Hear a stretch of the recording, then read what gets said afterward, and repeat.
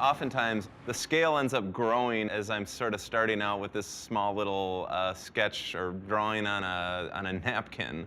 And then it just becomes like, it starts unraveling into something much, much bigger. And that is kind of what has happened with this piece. It sort of got away from me, and then I had to sort of lasso it back in.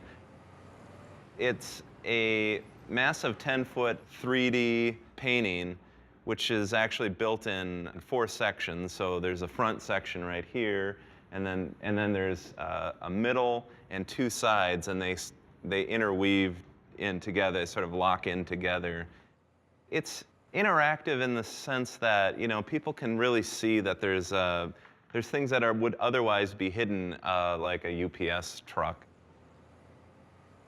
I want it to sort of entertain. I want it to, it's not serious. I mean, the world is serious enough that, you know, it's just nice to create art that kind of is fun. I'm recognizing known places in our city, and I'm bringing it to this crazy, whimsical level. I think one of the reasons I paint in a style that I do is I really never could realistically draw. I couldn't make something look like a picture or a photograph. I would try and kind of fail miserably. I come from kind of a background of illustration, cartooning, and caricature. I think it was my junior year of college. I came across a guy that was drawing caricature portraits at the Minnesota Zoo. I kind of asked him what got him into that, and then I kind of got into it that way.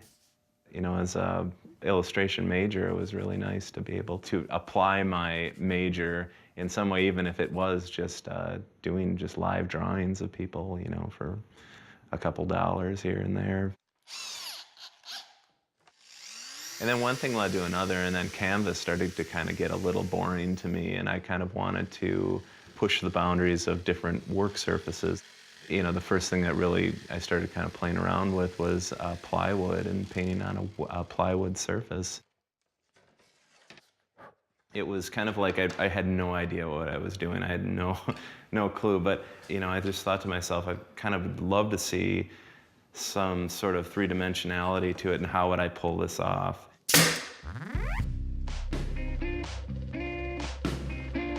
If it's maybe a brick building, I'm working on using textures out of what I use is a pastry bag, and I take these gel medium textures and then sort of fill it into the pastry bag and kind of use it to, you know, almost draw on the wood. The texture has kind of the consistency of like a cake frosting, so it's like frosting a cake. It took me a while to kind of learn the control of this stuff has a mind of its own. You know, it was just a lot of evolution of trying different things and pushing the scale element of it, making these paintings bigger and taking them on in something that maybe I hadn't tried before, to the point where I feel kind of uncomfortable about it. And that's for me, that's when good things start to happen.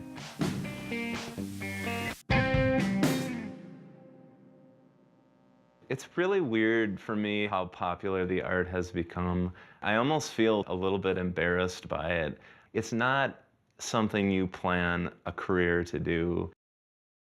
I think that people really are drawn to the work because it's the memory of a place that they have a fondness for.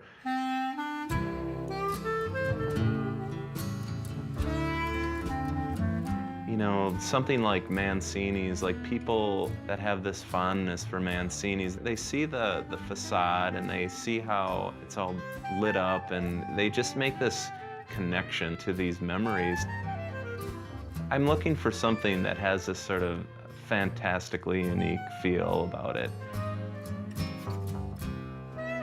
You know, I feel really lucky that I am recognized for this. I know there's artists that they're pounding the pavement to try to sell a piece of art, and they're doing whatever they can, and there's a lot of talent there. I feel really lucky that it has worked out in a relatively smooth way for me.